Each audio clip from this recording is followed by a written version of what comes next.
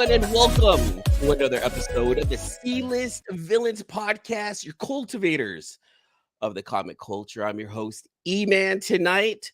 And tonight's a special night, you guys, because we get the immaculate return. We get the immaculate re-arrival of our leader, the man who started this all, AJ, the comic collector, is with us tonight. What's going on, everyone? Good evening, everyone. Good evening. Good seeing you again. You too, man. I love it. I remember I saw you at San Diego Comic-Con, and dude, you were hustling. This guy hustles at San Diego Comic-Con. It's like no fun. It's all work. So, but it pays off. It pays off. It does. I see you posting you're like, oh, I got this, I got that. So just real fast, give me a grade for Comic-Con 2023, without the big panels and whatnot. How was it for you this year? In all honesty, I would say it was still fun. It's a lot of work, a lot of standing in line, but there was also a couple of letdowns. I would say the year before was a little more fun as far as getting the merch that I wanted. But I still enjoy it. It's still San Diego Comic-Con. But it did, honestly, I don't do like the Hall H panels. Mm-hmm. So I didn't notice it wasn't a bummer for me, Gotcha. I actually tried to get to the Hall H, and I was hoping that maybe I can get on the podium area. Uh-huh. And post a live stream and say hey, I'm doing a panel at Hall H, come by. But I see what you're doing.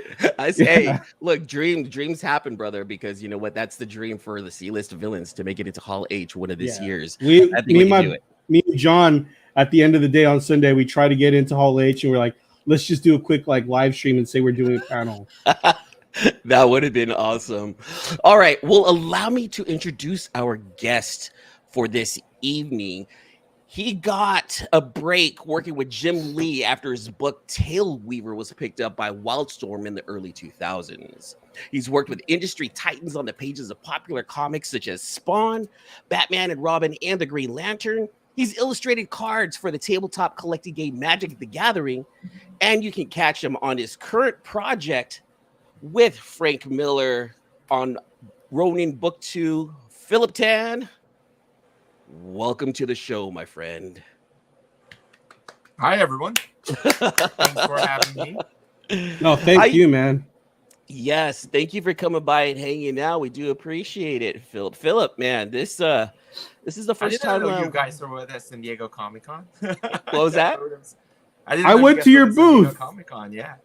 I went to your booth. I was, I went there early because I wanted to pick up, and this is on me. I was planning on picking up the blind box. Oh, what did I got to say hi and meet you there? I mean, I don't recall. I'm sorry. Vaguely, I've actually met you a couple times. Okay, all right. I even met you the first time I actually met you. I have to say I didn't know it was you. You were covering. I think it was Ryan Benjamin's booth at WonderCon. Oh yeah, that's right. And you were just drawing, and I was like, "Is Ryan Benjamin here?" And you're like, "No, I'm just watching his booth." And I'm like, "Oh man, that's a really cool sketch." And then I'm like, "Are you an artist?" And I'm like, "Yeah, my name is Philip Tan." And I'm like, "Wait, you're Philip Tan?" And I did not know who you I knew your name, but I never knew who. You don't see too many artists their face, And that was my first time meeting you, and I'm like, oh. It's like a football player, Philip, right? Yeah. Everyone knows the football player's number, their helmet, right? Exactly. Their build. But when you see them without the helmet off, you're like, wait, who's that? Oh, dude, that's that's Joe Montana. That's Ben Roethlisberger. No, that right there, that's Philip Tan. That's Philip Tan right there. See, you're gonna be failing the analogy because I actually don't know anything about football. The thing is, when you grow up in the Philippines, the only sport that's important for us is basketball. Yeah. But you see their faces in basketball. The football, you don't see their faces because true. That's true. All right, I'm cutting you guys off. I'm sorry. No, No. it's okay. I even remember the sketch you were doing. It was a really badass Harley sketch. And I even asked, are you selling that? Are you just doodling that? And you said it was for a customer. And I'm like, and right there on the spot, I was like, are you taking any commissions? And you weren't doing any that weekend. AJ's like there's a term in the industry called fangirling, and AJ's extremely. I can tell AJ's really happy that you're on the show today, Philip. Oh, I'm honored. Thank you. Well, thank you. Well, before we get started, let me say what's going on and what's up with the chat real fast. Evil Fett cosplays in the house. Filipino time. Yes, we started a little bit late here, Evil Fett, but we are in the house. We have Blue Hellion Comics. Hi, folks. I hope all is well. Dan, now that you're here, everything is well. Namin, a comic book worm. Hello, guys. Hello, Namin. Thanks for coming by and hanging out with us, man. Look, everyone's saying hi to Namin there, you know. Let's see who else. Oh, Ferdbird. Hey, Ferdbird, what's going on, brother? I'm glad that he's here. Seattle, though. He's a Seattle Seahawks fan. That's one thing I'm worried about right there. But it's all right. It's all right. We're not going to fault him for that. I'm most familiar with Mr. Chan's work on Magic the Gathering. I'd love to see a team up with Philip and Ron Spencer. We might have a question for you coming up regarding that later on there, Philip. Crazy Philip Chan is in the house. Bird the Nerd is extremely happy that you're in. So, Philip, man, let's go ahead and get some questions out of the way. Let's go ahead and start from the beginning. So, tell us how you got the idea for Tailweaver and how Wildstorm picked it up. Because that's a story that I'm about. That was a long time ago. I could be missing details, but basically it was I was hanging out with Will's group. He had this school back in the Philippines around since forever. You know, I mean, it was like 1997, 98 or something when that started, and he launched Stone around 1998 or 99. Yeah, you can tell I completely forgot already the timeline. Mm-hmm. But I joined the contest, and he was launching the book with Brian Haberlin. He was back in the Philippines. I joined the contest, and I didn't win, but I got to know his group of like instructors and his pupils and his talents. Jerry Young Gillen, Gilbert Monsanto, and I started hanging out with them. But as time goes, I mean, it wasn't really like, oh, you get better, you draw, you draw to a certain point that, okay, I'm gonna find you a job. That's not what they do. And I just realized that, it's not gonna work if I just wait. So I went and pull whoever is not doing anything around me that's also hanging out with them, and we put together a story and a book. And that was Tailweaver. It wasn't exactly what we begin. Eventually became something else. So I can't really claim that it's my whole thing. You have to. It's a product of everyone's decisions at that point. So it was something where I put the book together. Got the first, I think, an issue and something done, and Wills and Brian Haberlin. I Will showed it to Brian. Brian really liked it. Brian brought it to Wildstorm, and John Nee at that time, who was running Wildstorm for Jim, pick it up. So that's how it all started. That's a good start. Were you self-taught, or did you go to school? Yeah. I'm. Well, I mean, I did go to school, but unless you consider drawing bathrooms and the doorknobs, because I'm an architecture graduate. So, okay. Everything else, you kind of have to just look at what you like, what you love. Comic books, all kinds of comic books. Japanese manga. I mean, there was even a point where I loved all the martial arts comics from Hong Kong that my dad would bring home, and they were cheaper than American comic books in the Philippines. Mm-hmm. Yeah. I remember like an issue of when I started, I have to kind of like skip meals and save my money, because comics were overpriced over there, and around 1992, 91, it was pretty much impossible for me to have any kind of allowance to buy that. So you save up lunch money and all this stuff, and it was, I think the dollar comic book would be, it started with $1.25, I think, and that was around when New Warriors and Guardians of the Galaxy by Jim Valentino started. And that would be like 35 pesos, I think. Oh wow. And Hong Kong comics back then would be less than 15 pesos. So it was very cheap compared to American comic books. Anyway, so I got exposed to a lot of different mediums, and obviously there's a lot more access to anime, the older ones, that is, Right. over there, because I think anime didn't really became big and accessible here until the 90s, right? Yeah. Late That was my impression. 90s, I on didn't grow up TV, here yeah. in the 90s, so I don't exactly know. Yeah, I would say it started to creep up like mid 90s, and then once it got on like Cartoon Network, that's when it really started to blow up. Yeah, exactly. So you went to the same school as my father, the University of Santo Tomas.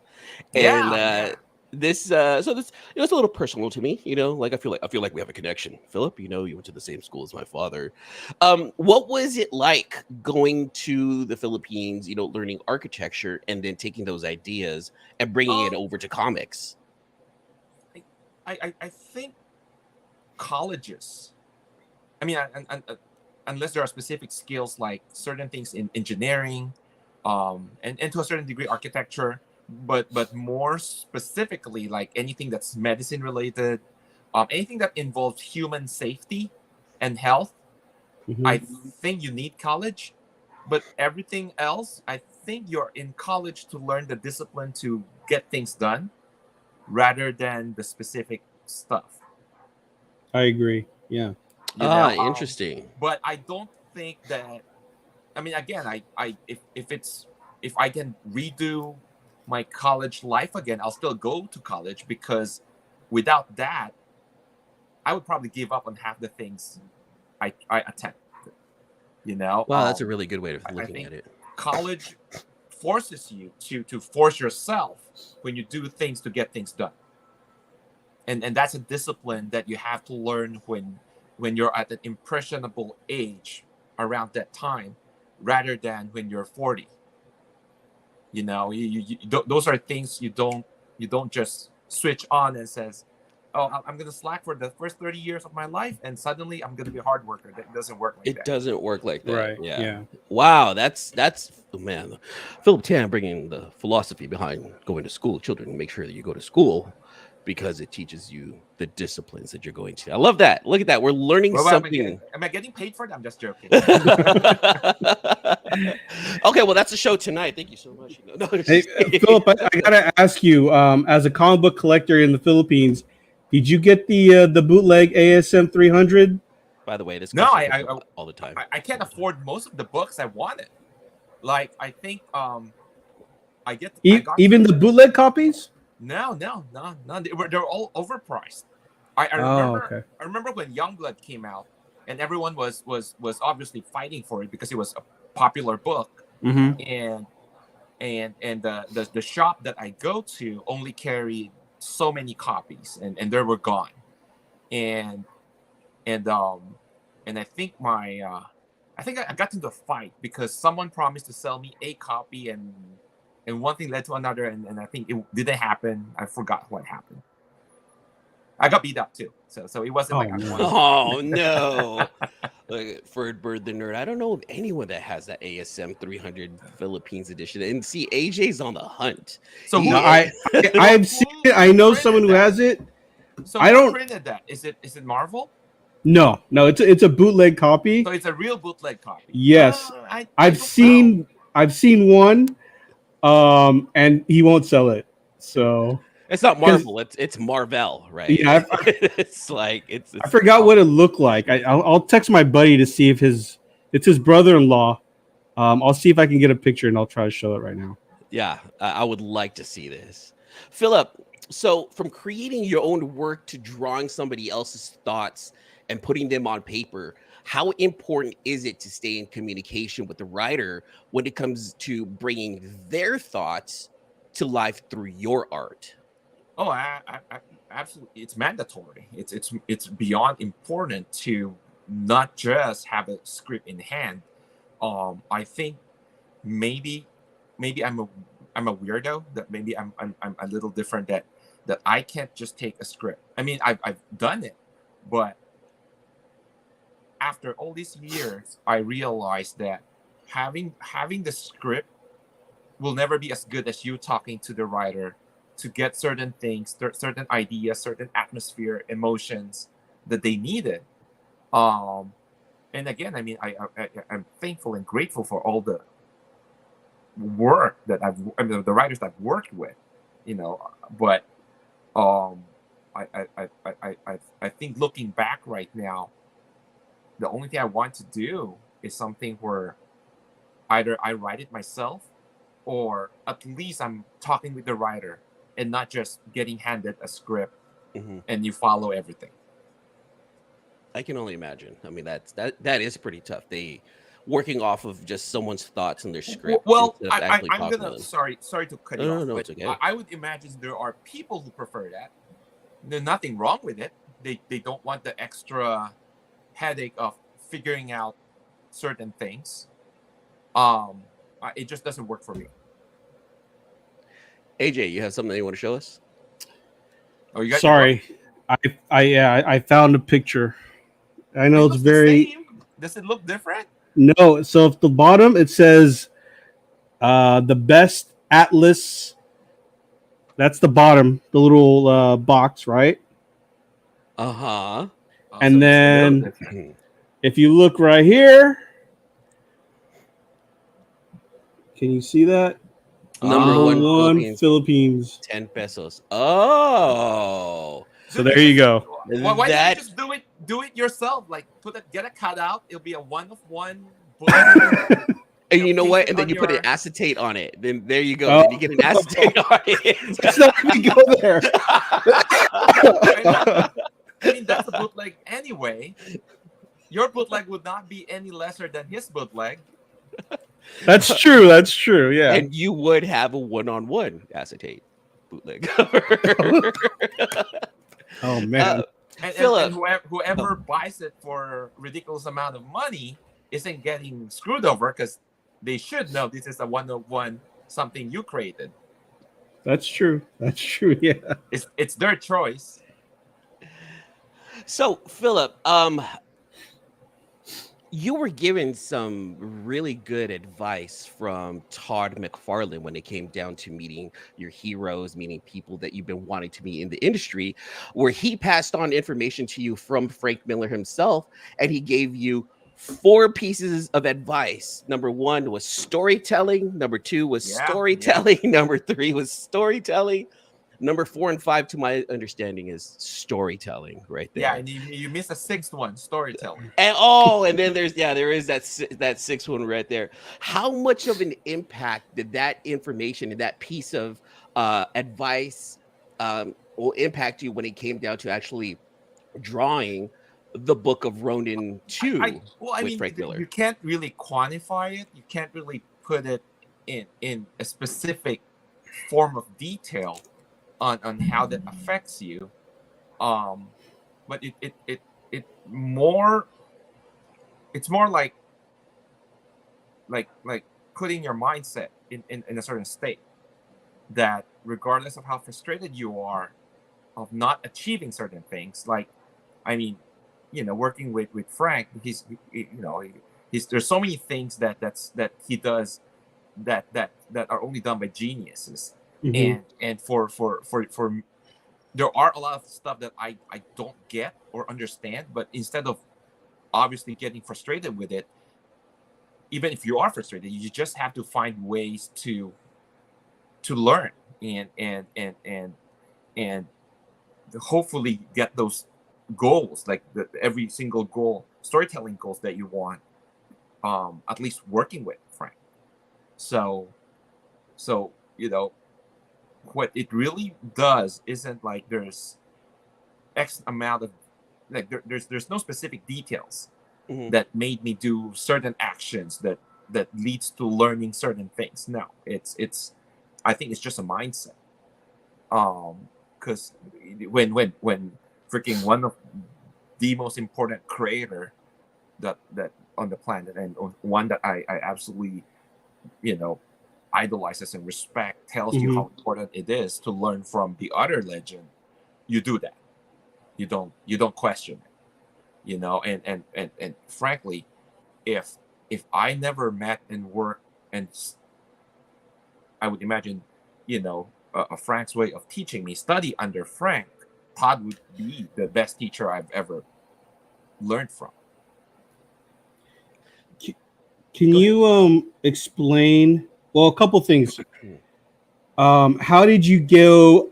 How did it come about that you're able to work on this book?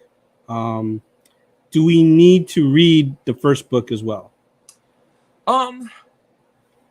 Personally, I don't think there's anything I can do that will make my book better than the first book. So I would biasly tell you that you have to read the first book. Okay. And it's a continuation of that story. So the experience will be a little different if you don't read the first book. But I do think now, you know what, just leave it at that. You have to read the first book. There you go. Okay. Yeah. There you go. That way Uncle Frank is happy with your choice. Yes, you're forcing everyone to read books so that way they can read books. Uncle Frank is happy. I like that. So going into the reason I got to do this is I was doing my own thing, and I was planning some. I was supposed to work on Spawn, to come back to work with Todd. And when this came up, I asked Todd and got his blessing, and it's like, you do everything you can to learn from Frank. Oh wow, that's awesome! Yeah. Like when a legend, actually, when an icon tells you, no, you need to go talk to this legend. I mean, you have a trail that people only wish they can have. You literally stepped into the ring with Jim Valentino, Jim Lee, with people that you grew up reading. Like, you met your heroes, you got to work with them. Your line in the comic book industry is just absolutely phenomenal. Absolutely phenomenal. Thank you. I think I'm very, very lucky, very fortunate to have all those experiences and opportunities. Hopefully I did not give them shame. Hopefully I did decent enough. But every single one of those, are priceless for me. Those experiences are priceless. Let's talk about. And again, I'm sorry, just to kind of finish that point. Eventually, it's going, and this is where my mindset is right now, and what Frank is kind of guiding me to, is eventually you want to be that in Frank's perfect world, comic book artist has to eventually evolve into a writer artist. I mean, this is coming from one of the best writer artists in the world too.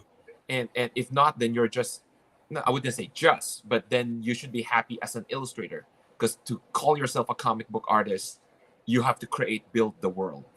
Oh, yeah. And at least that's his biased opinion, and that's my biased opinion now too.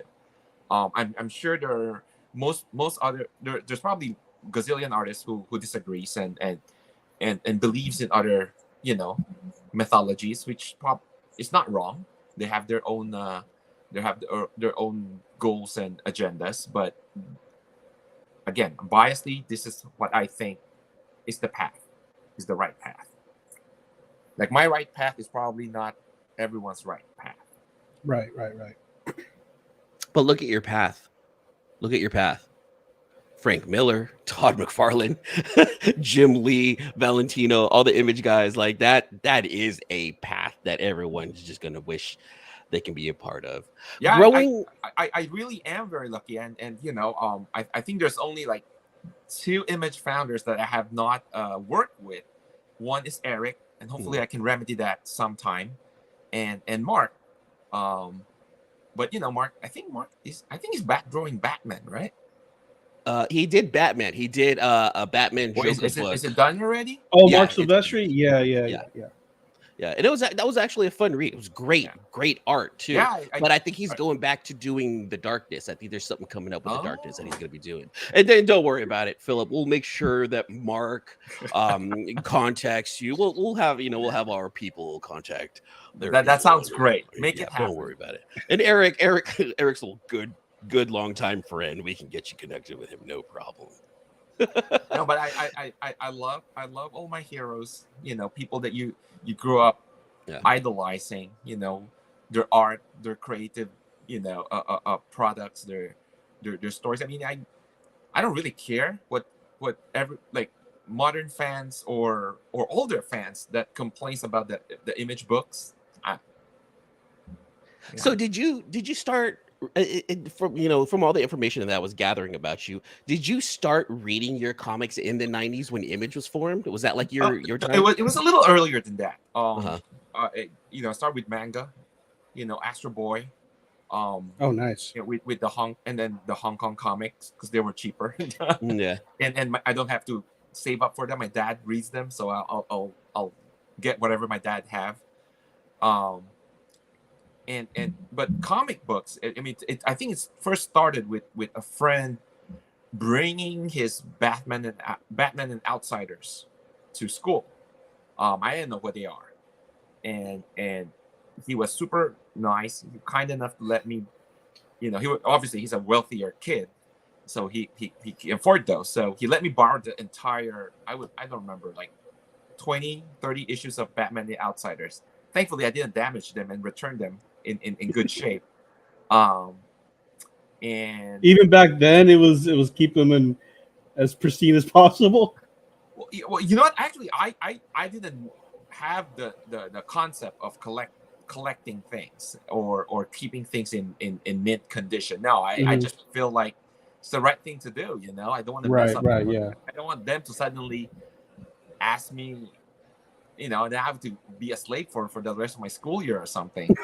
But I mean, joking aside, that was the first time I've read that, and I started to save up to be able to afford a few books, and it was Jim Valentino's Guardians of the Galaxy. So that was many years after that I decided that okay, I can finally save up some kind of money, so I get to buy one book a month, and that was Jim Valentino's Guardians of the Galaxy. And I remember one thing, all these other books that are more popular, but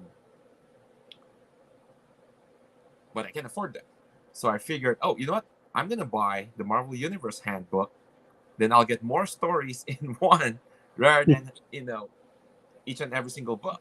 At least in my young brain, that's how it was processing. And that's how I started. That's how I started, my love for comic books. Did your dad's influence with reading manga, was that it at all any sort of influence? He wasn't reading manga. He was really just buying the martial arts books. Oh, okay. Gotcha. And manga was from school. We have a library with there's a lot of manga in the library. And the martial arts books just happens to be another form of graphic storytelling. Gotcha. So I'm glad that you brought up the Outsiders, and that's something that you and your dad read together, correct? No. I wouldn't call it reading because back then I don't know half the book, vocabulary that's in the book, and it was mostly just looking at the pictures. Still, nonetheless, you still had them in your hand. You were reading. How was it when it came full circle and you told your dad, "Hey, Dad, you used to read Outsider. We used to do, and now I get to draw the Outsiders." Did you? What was that reaction? I don't even think he remembers what I read as a kid, because he wasn't reading them. That's for sure. Because you ended up doing the I art did. for Outsiders. I did. 2010 I did a to good run. 2029. Yeah, I think I did a good long run with Dan DiDio actually, and that was funny because Dan needed an artist to draw the Outsiders, and when he was writing, he was going to write it, but he was not going to write any kind of full script because he didn't have time to. DC was moving from New York to Burbank, so there's a lot of traveling for him. And most artists that wouldn't work out if there's no script, but it worked out for me because what I did is I would meet him at the diner in Burbank once a month, and he would act out whatever is going to happen in the book. It's kind of like the Marvel method, and that's how I remember. I think it was like 11 issues of Outsiders. Mm-hmm. So all of that was done that way. So he would fly from New York. You guys would meet at a diner. He would act out what needs to happen, and you would just bring that to paper. Yeah. And, hey, this is. Well, I mean, he didn't fly from New York for that. I mean, he got his Burbank stuff that he needs to do, all the important DC stuff, and I would find a free time from him to get the script, to get the plot. Yeah. Just go with the fact that he came from New York to see you. It sounds cooler. It's okay. It's all right. Let's do that. Let's go. Yeah, we'll go with that. Philip, now I know you grew up in the Philippines. You mentioned that you grew up in the Philippines, and coming from typical traditional Filipino families, typical Asian families, they want their children to be successful. They want them to be lawyers, doctors, nurses, things like that. What was the reaction when you told your family, I'm not going to pursue this career, I'm going to get into comic books? I think at that point it was a little too late. That they weren't happy, but there's nothing they can do. My dad was very supportive, though. I mean, I think my dad and my brothers were, they were supportive. They want me to pursue whatever dreams I have. Mm-hmm. I mean, I owe everything to my two brothers. That's awesome. When I left, they were like, "Well, we'll take care of mom and dad. Just go." I mean, most siblings wouldn't do that, Yeah. So, so that was very fortunate that they were supportive that way. What? Go ahead. Real fast. Yeah, real fast. So, any tips that you can give? There's a lot of kids out there that have that issue of finding it tough to tell mom and dad, I'm not going to pursue what you want me to pursue. I'm going to pursue what I want to pursue. I'm the worst person to ask that. I think you're the expert to ask this. Is it a bad influence, though? Anything I say, it's going to be bad influence. But it might be good information. There's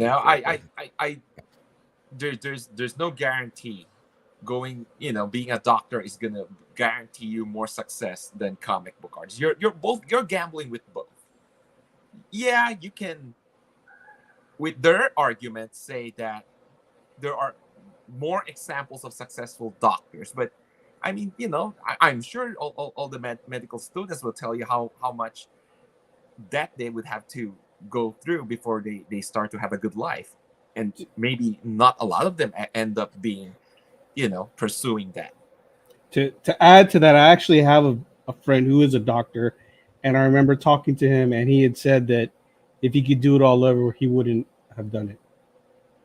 So really, follow in Philip's footsteps. follow. Hey, I don't want to be responsible for that. No.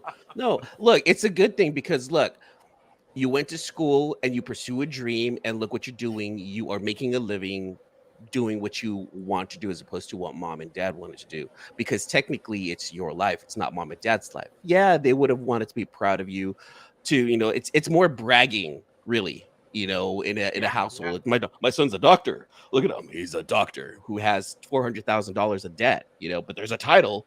And that's what a lot of the older generations don't understand. It's that right there. But We have a question. Oh, go ahead. Philip, I was wondering. Oh yeah, sorry. No, I was wondering. So, when you made that decision to come out here, I mean, you had something already like in the works, though. It wasn't like Yeah. So but, it's not. I guess that was a little misleading what I said earlier, but I was already on the X-Men. Yeah. And it was just hard, I mean, literally that was the dial-up. The internet was dial-up, and it was very hard to get the files, over. And communication with the editors was there's no messenger or whatever app you have to FaceTime and or Zoom. So it was very difficult when we have problems. It takes 2 days for the back and forth with the time difference and all that. So the best thing for my only option career at that point was to move here. Yeah. No, I get it. That's hard. Blue Hillian Comics has a question. As an artist that has done several Spawn covers, what are some of the things that you love about doing Spawn?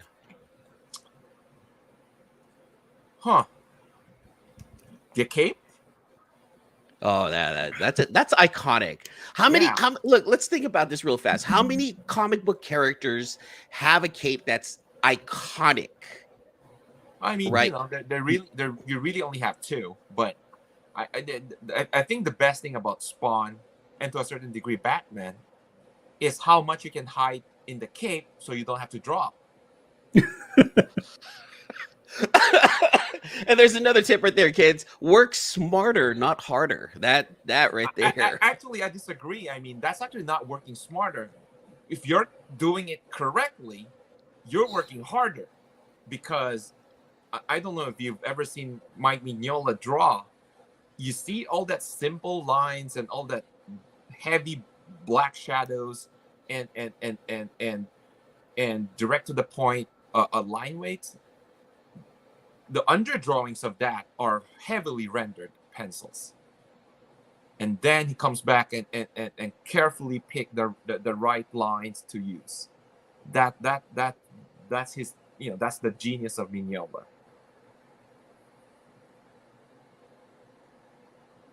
Yeah. So you're saying Superman should have a longer cape? The who? Superman, maybe they should make his cape longer then.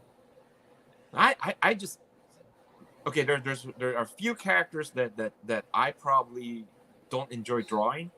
It's the one that's most of the characters that are bright and shiny. I don't like drawing them. Like Superman, Captain America. Yeah, they're too happy because they have to look perfect. And gotcha. And I think perfection equals boring to me, at least.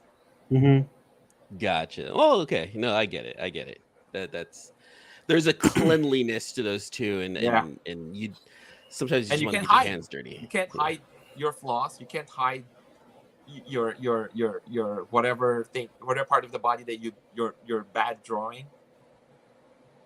You can't hide anything. Yeah. Let's talk about some things that are coming up here, Philip. So after the 6 issues of Ronin Book 2 are done, what's next with Frank Miller? Can you talk about it?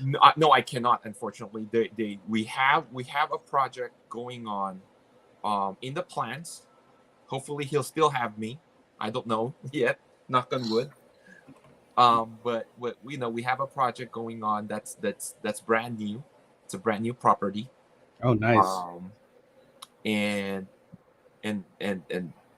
I get to kind of write the majority of the story this time, and I guess it's the next step of my studying under Frank.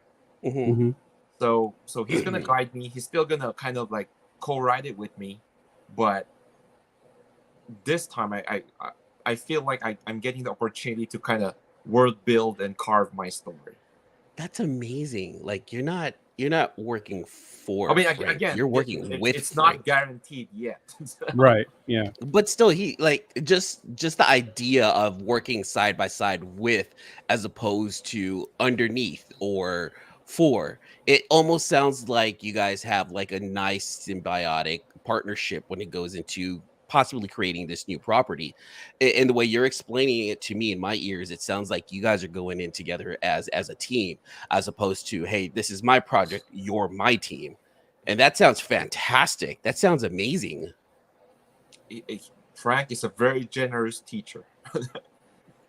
I And love boss. it. And boss. So a comic bookworm, he just wants to he wants you to know that the first three Ronin 2 issues were fantastic. He Oh, loved thank it. you. Joseph you. Michaels, hey y'all, what's going on, Joseph? Thanks for coming by right now. You've been working hard, and I'm sure the family deserves a break. Philip, where's the next vacation? No, I don't know. Well, most You of my need- trips involve some kind of convention. Uh-huh. And it becomes partly vacation, but not exactly. You're still So- working. So when you go on vacation, you don't work. Well, I don't think there's ever going to be a time where comic creators just go on vacation. I'm sure there are some. You know, Mhm. there are creators that are insanely well off and they can afford to not work. But even those people are probably doing some kind of drawing or creating when they're on vacation. And I'm like that. And I You just can't shut it unfortunately, off, can you? and that no, I can't turn it off. And Yeah. that's one thing where my wife would probably want to change. Do you get inspired like when you're out like in another country? Absolutely. Yeah. I love being in Japan. You know, with all the cultures and other things that I get to see there. And I'm starting to enjoy the resorts and whatnot mainly because of my 5-year-old. But I still find myself trying to create, draw, write, whatever, on the trip. So Gotcha. Gotcha. so sorry to answer your question, not anytime soon. Well, we have a couple of questions out in the audience. They're pretty similar. They pretty much want to know any conventions coming up in the East Coast, or are there any Yes, I conventions do. that you like to promote? I do have a show next month in Baltimore. Mhm. I'll be at the Baltimore show. That might be my last US show, and then I'm attending a convention in Japan, end of the year around New Year's Eve. Oh wow. Oh wow. Yeah. That's good time. It's probably my favorite show on the entire planet. Obviously, I've never attended the Great Angulum in France or the Lucca show in Italy or some other big name European shows, but with the ones I've attended, Yeah. and then mainly because I don't have to work as hard as San Diego Comic-Con. Oh my god. So this is my first year at San Diego Comic-Con. Oh my god, that is such a monster of a show. Well, if you attend this show in Japan, it's 700,000 crowd, That's bigger than San Diego. and the Artist Alley is composed of 6,000 exhibiting creators. Wow. And that's probably a very conservative number. This is in Japan, and this is around New Year's. Yeah, and that happens twice a year. Twice a year. Babe, we're going to Japan. Is it 2 years. Is it comic book artists as well as It's not for mangakas? Yeah. So well, there's in Japan, fanzines are allowed. So technically, you can sell like a Dragon Ball fanzine at the show, but you can't sell it anywhere else. Not online, not at the store, nowhere, not even in your garage. But if you go into the event, you can sell it there. It's for research purpose. Oh, that's interesting. But then again, you can't really expect people to buy 20,000 copies of it because you have to hand sell them over there. So traveling to Japan now. One thing you have to understand about me, Philip, I'm the food guy. I also have a foodie channel. So going to Japan, what dishes are you just can't wait to have? You're Oh like yeah, you land in Japan and you're like, oh man, I need to that's have. the biggest misconception you'll ever get from social media or YouTube or all these places that the only thing you can get in Japan are sushi. That's Oh silly no, and that's ridiculous because there's so many good food over So there. much more. And I hate it when people use "I don't eat raw fish" as an excuse to not go there. But for you, what's the one dish you're like, I'm in Japan and we're going to have this? What's the one dish that you look forward to every time you go to Japan? It's either a really good tempura Oh, nice. or sukiyaki.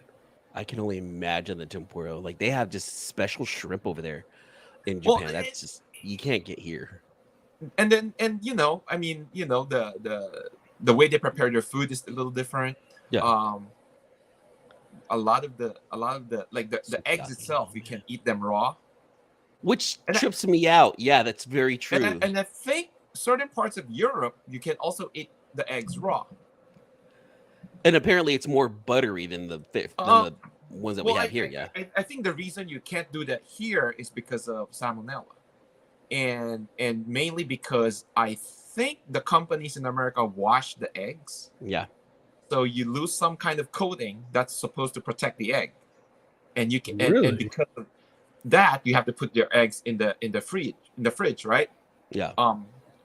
Eggs that are not washed can last in room temperature longer and are safer to eat raw. That's how it is in Mexico too. You can get Never knew when that. You go, yeah, when you go to Mexico, you can go to a convenience store and they don't put their eggs in the refrigerator like what we do because they don't wash them like we do. Yeah. They leave them like out in the, just regular dry storage. It's crazy. It threw me off too. I want to try umuri rice. Have you ever had umuri rice? Yeah. Oh, There's God. again, I mean, there's so many things So much. there's so many things that you can try. But for me, it's really the whole pop culture, the mangas and animes and the art tools that I can get. I think there's a place in Japan called Sekaido, and if you're an artist and you don't go there, then it's like you never been. It's like you believe in Islam and never been to Mecca. I was gonna say that's probably like Mecca for artists. Yeah, that's like 5-6 stories of art tools. I can only imagine. So speaking about food, Evil Vet Cosplay wants to ask, what's your favorite Filipino dish? I mean, it's so easy to just go with the regular kare kare and all these other things. I don't know if it's 100% Filipino, but in the Philippines, I love this dessert called Sans Rival. What's it called? What's it called? Sans Rival. It sounds very Spanish. Oh, Spanish Filipino. And it's a cake that's mostly made of butter. Almost no flour, wow. no nothing, like 80% butter. I'm looking this up. One of my favorite things. And I it's buttercream. I think you can get it here, but I think most of the ones here, for some reason, just taste too clean for me. He's looking for that griminess. He's looking for that griminess that only the Philippines has. No, it wasn't that. I mean, you can go to like a Starbucks over there, and the Sans Rival would taste different because most of the coffee shops would have that. It's like I think most bakeries would have that. Oh, well, I don't know about the mom and pop bakeries, but this one, yeah. Sans Rival. Oh, I think I've had that. Yeah. Okay. Sans Rival, made of nutty merengue layers, creamy French buttercream filling, and a crunchy. Yeah, but see, it's so different. Like I've tried so many different ones here, and they just don't taste the same. It's just like it could be the water. It could be the. I was gonna say. It could be the butter that they use. Could be maybe they use 100% margarine. Who knows? when I'm eating that, I don't look at Sensitive about the ingredients because I really don't want to look at the ingredients. You don't want to look at that. Yeah, exactly. So now, let's go ahead and start wrapping this up right here, Philip. Just a few last minute questions right here. Are you able to talk about any exclusive covers that might be coming out in the future that maybe sneak around? I mean, most of the Marvel covers, they don't really let you talk about them until they do their solicitations. I do have a X-Men related cover with like 91 characters. Oh wow! And I don't know when that's coming out, and that's all I can say about that. Double page or is this a giant? Or it will be like 2 issues. Episode? No, we got questions. There's questions now. I actually don't know for sure if it's going to be a cover or if it's something that Marvel is using as a poster. I don't know the details. Wow. So, Philip, on this show, let me go ahead and train you. So, if there is something that we ask and you're unable to answer, giving us a completely blank face is okay. We peg that term NDA face from John Jane because we've asked him in the past, like, so what else are you gonna be drawing, John? And it puts him up against the wall. And he's just like, has this look of, I cannot answer that. If you give us a blank look, we will consider that an NDA face, and that's okay. I actually don't think people need to do that. I mean, you can just say, oh, I have this thing for so-and-so publisher. I just can't say what it is. I mean, that would have been the easiest way to go around. I think it's just funnier when they just give us a blank 1,000-yard stare. I don't have a blank face. I think I'm probably going to look bad, trying to come up with that forcefully. We work on it because you're going to be coming back on the show here in the future. So work on your NDA face. Oh, I'm having fun, Final question I have for you: is there an update with that Mark Guggenheim project?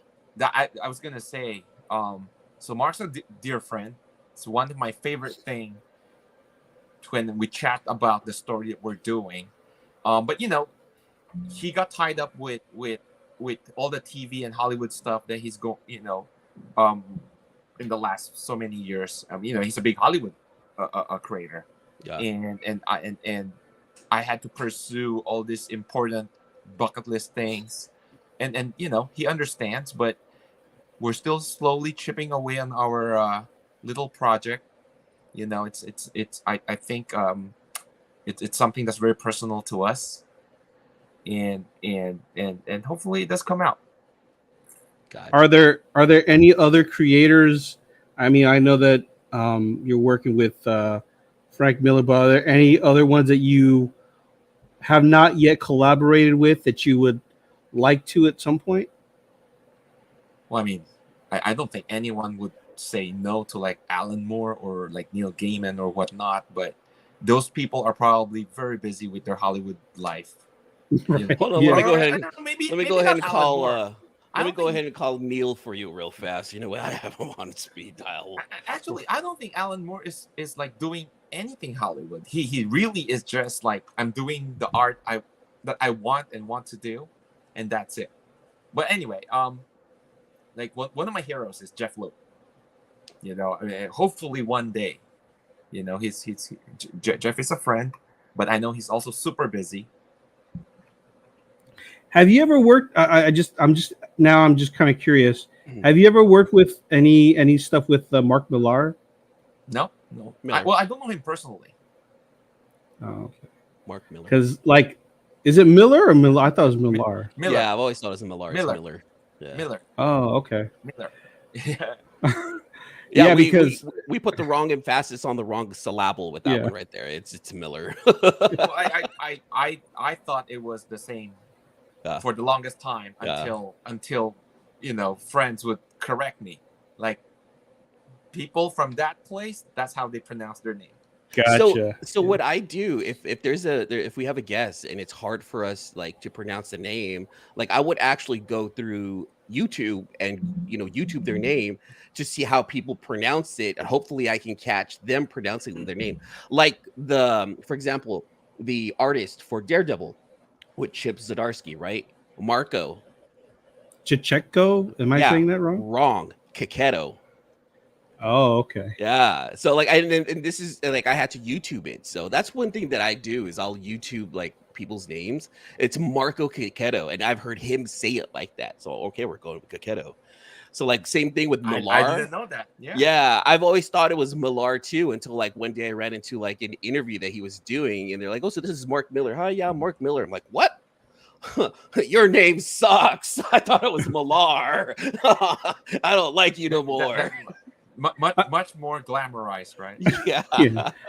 And I'm only asking because like he's doing like I think Big Game and Nemesis, and I'm like, I just recently read Big Game and read some of the new Nemesis Reloaded. I'm like, man, if you were to get on like that like Nemesis book, if there's any more, I'm like, your art would be amazing on that book. I mean, those guys are superstars, man. I'm the guy from the corner. You Oh, don't even say that. are going to be. We're going to make you a star. Oh, see, you're lying. See that? Whoa! Something just fell. Oh no! Okay. Are we capturing this? Did you have like some kind of supernatural Yeah, phenomenon there was going like on? there was like a thick balan or aswang back there. Just went ahead and just attacked me. There was a kukui back there. It attacked me. You know, Wills actually lives 5 minutes away from me. Really? Yeah. So You that's should funny. get him. You should get him online. You know, Trust I've asked him actually. so hard to get Wills. It would be. I saw Wills at San Diego Comic Con. So check this out. After the San Diego Comic Con, I ended up going to the Lumpia factory to meet up with people from another comic book company, and I ended up seeing. Basically, I ended up seeing the person that I was looking for. I introduced myself, said hi. Literally, I was talking to her. Wills was right here, and I was trying so hard not to fangirl. I was trying so hard to be like, "Oh my god, it's Wills! Can I just touch your hair?" You know, I was doing my best. Wills is super down to earth, man. I'm sure he'll. Well, I can't speak for him, but I'll ask him. He seems perfect. like I would love to have Wills Portacio on here. He's one of the most like I think we lost touch for a long time until I moved here and became neighbors with him. and the closer you live, the further away you guys get from each other. Yeah, you know, and then we kind of reconnected, and now it would be like, did you lose power? Is power back in your place, or like, okay, Wills, I found this really good candy bar. You want a bag? I'll bring it over. So one day, because both of us are we're not supposed to have a lot of sugar, like pre-diabetes and all that stuff. But I don't have that now. But for a while, you can have all the candy you want. For me. So when we find things that we can eat that are safe. You guys, I like that. So, like in our group of friends, like whenever someone has gout or they have their gout attack, like we start sharing medicine amongst each other. Also, like I feel it, man. That's a friendship thing. That's a bonding thing, and that's awesome that you can do that with Wills. Well, it's kind of like in the medieval times when they all talk about whitening. Like the royalties whitening their screen, not knowing that it's all lead. They all go the same way. Okay. Probably not a good analogy. I like this guy. You need to come back. Philip. I'll come back with Wills. So, that would be perfect. Let's do that. You guys heard it here first. Talking, and I can just enjoy the show. We'll just have a good time. He actually loves chatting. He loves chatting. He loves entertaining people. He needs to come on board with us. We're Filipino. I don't speak I don't talk as much as he does. I would love to just have a conversation. I'm nowhere as entertaining.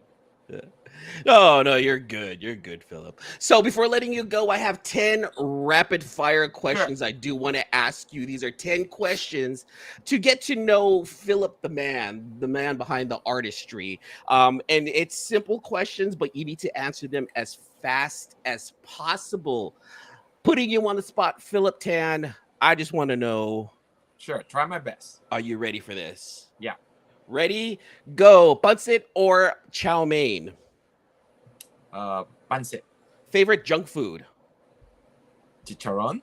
Putting on your pants, do you put your left or your right leg first? Right. Coke or Pepsi?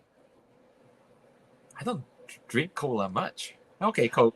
Coke. All right. I actually don't know the difference between the two, but okay, I'll just pick one. I'll go with it. I'll go. Do you drink beer? Not really. Not really. Okay, Coffee. we're skipping it. I drink a lot. We're of skipping coffee. that question. All right, coffee. How do you take your coffee? Black. Black. All right. A freshly snow-packed mountain or pina coladas on the beach? The what? What's the first one? A freshly snow-packed mountain or pina coladas by the beach. Beach. All day. Look at them. Favorite home-cooked meal, and you better say your wife's. Huh. That's the hard one. That's actually is a hard one. Salmon? Okay, that's a good one. I know we kind of touched upon this earlier. What's your favorite baseball team? I know nothing about baseball. Okay. Well, whatever's closest to San Diego or LA, I'll go with that. Okay. Favorite basketball team?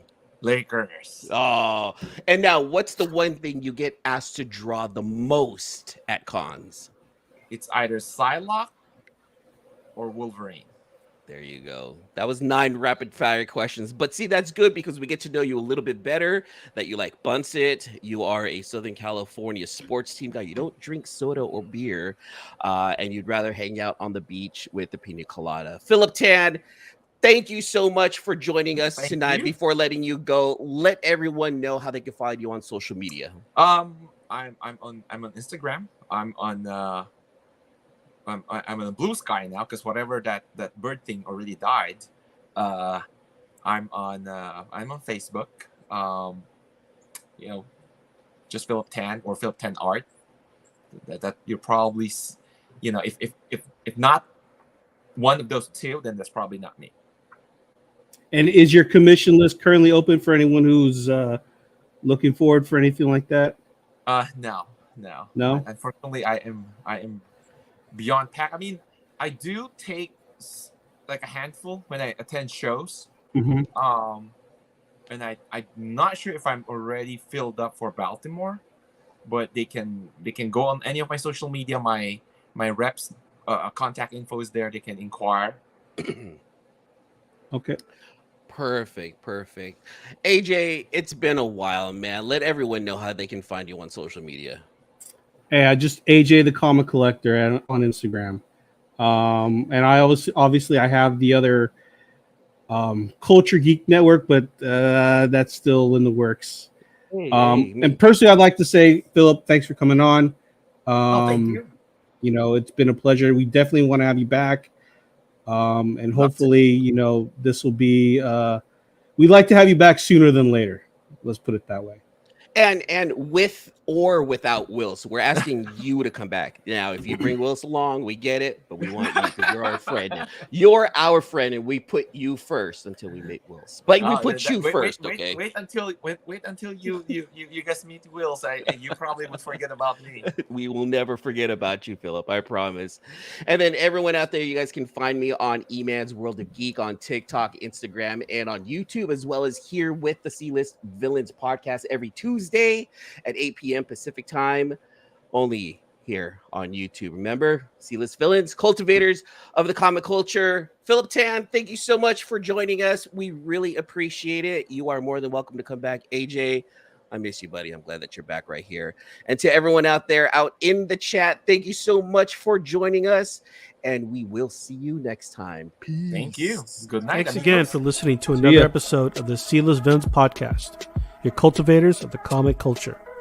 Make sure you follow us on Facebook and email us at clistvillains@gmail.com.